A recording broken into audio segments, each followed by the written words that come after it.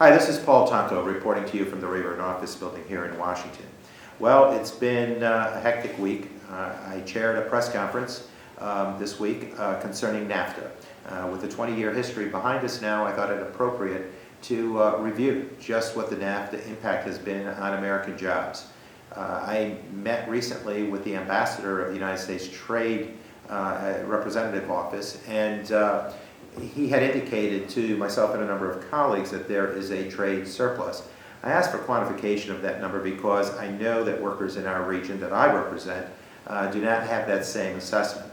So after several weeks of requesting a response to a letter that I sent asking for validation, we finally got the numbers. And basically, the agency is using re-exports as a calculus in their determination of surplus or deficiency.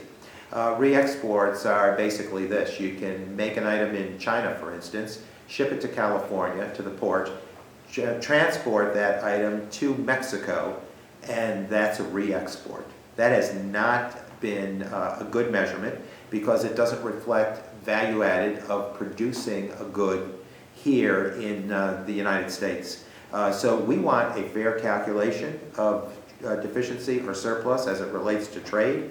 One thing we did learn in manufacturing, for example, their numbers will indicate through the census data that they use a $27 billion surplus in trade.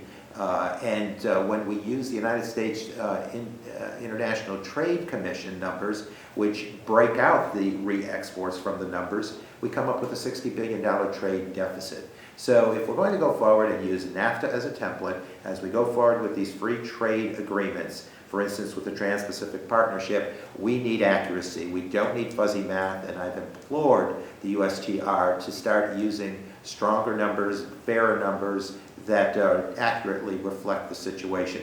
We'll keep you posted on that. We've made that request with other colleagues, and hopefully we'll be able to have a fairer outcome.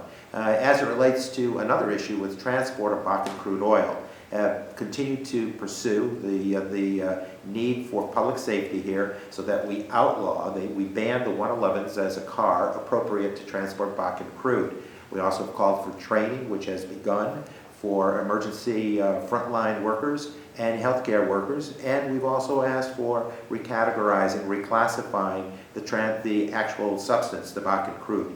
We will keep you posted on that. I have asked the United States Department of Transportation Secretary Fox, after 2 personal meetings with him and then written correspondence, to expedite the process of outlawing, banning the 111 as an appropriate vehicle. That also speaks to in a broader sense, to energy policy, comprehensive energy planning that will wean us from the dependency on fossil fuels, because the transport of crude, either by rail or pipeline, bears with it a dangerous element. So we will continue to do this work, continue to work on unfinished business. We have precious few days left in this session before the break in August.